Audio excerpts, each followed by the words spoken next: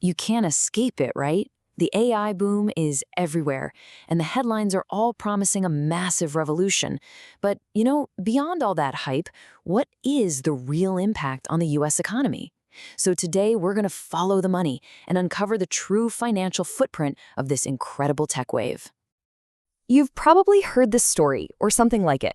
The narrative is that this huge, massive surge in spending on AI infrastructure is pretty much single-handedly driving the entire US economy forward.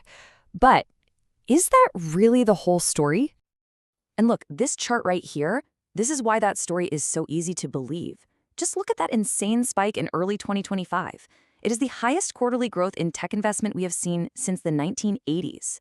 I mean, we're talking about a surge that is truly, truly historic by any measure. So that brings us to the first big piece of the puzzle, the incredible scale of this investment.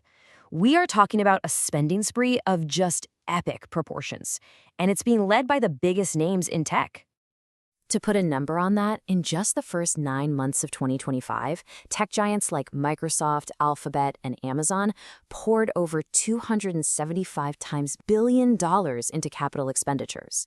And yeah, the vast majority of that cash went straight into building the massive data centers that are the real engines of the AI revolution.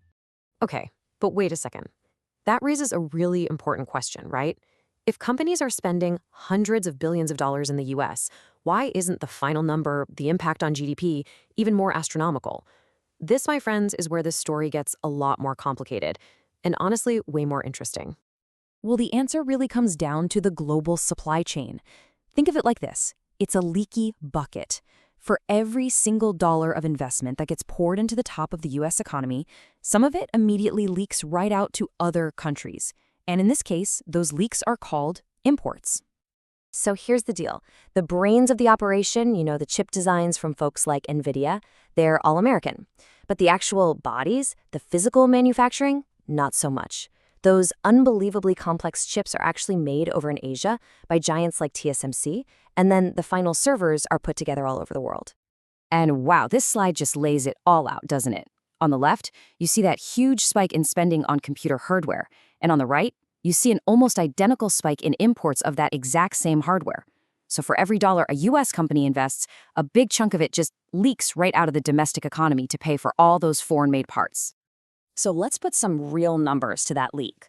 Looking at this chart, you see the first bar, the headline figure, shows AI investment adding 1.1 percentage points to GDP growth. Huge! But then you look at the second bar, once you subtract the cost of all those imports, the net contribution was actually closer to 0.3 percentage points. Now, don't get me wrong, that is still a massive, spectacular boost, but it paints a much more nuanced picture than the one you usually hear about. So where is all this money actually going? Let's zoom in, let's get granular, and look inside the physical heart of this whole thing, the data center. You see, this whole AI world really spins around these massive buildings. You've got your hardware vendors like NVIDIA that design and build all the gear.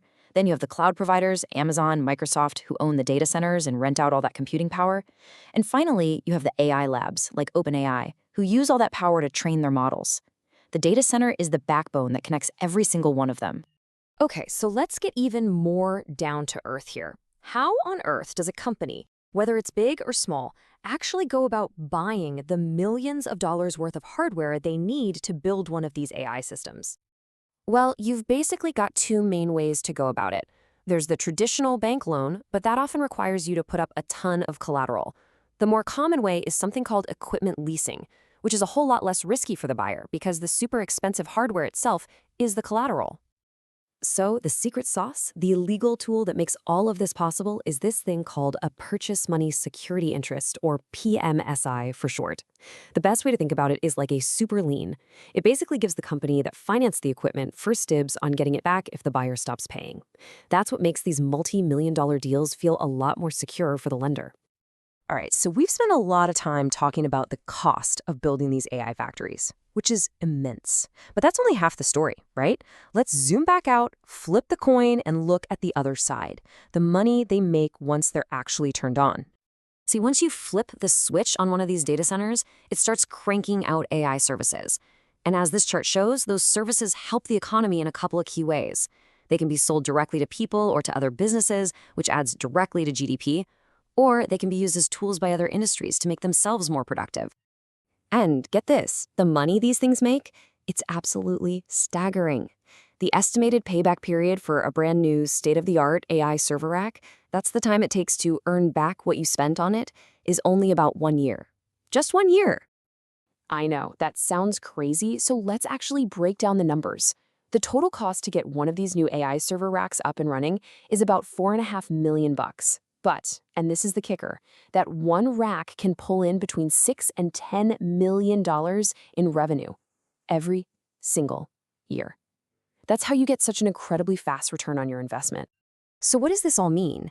It means that while the huge investment boom got all the headlines, the money made from actually selling AI services, well, that's about to become just as big of a deal to the economy, if not an even bigger one. The spending part is just the beginning. Okay, so this all sounds pretty amazing, right? But it leads us to the billion-dollar question, maybe the trillion-dollar question, that's hanging over this entire industry.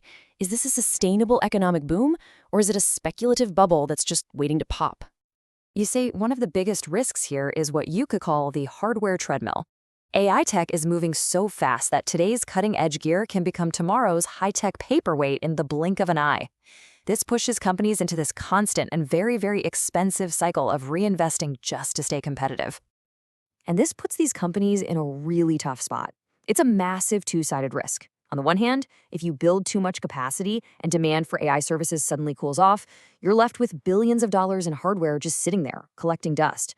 But on the other hand, if demand keeps exploding and you don't build enough, you're going to lose out to your competitors. It's a super high-stakes balancing act with no easy answers.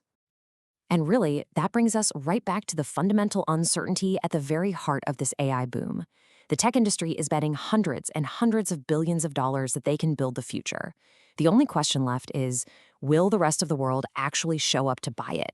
The answer to that is going to define our economic reality for years to come.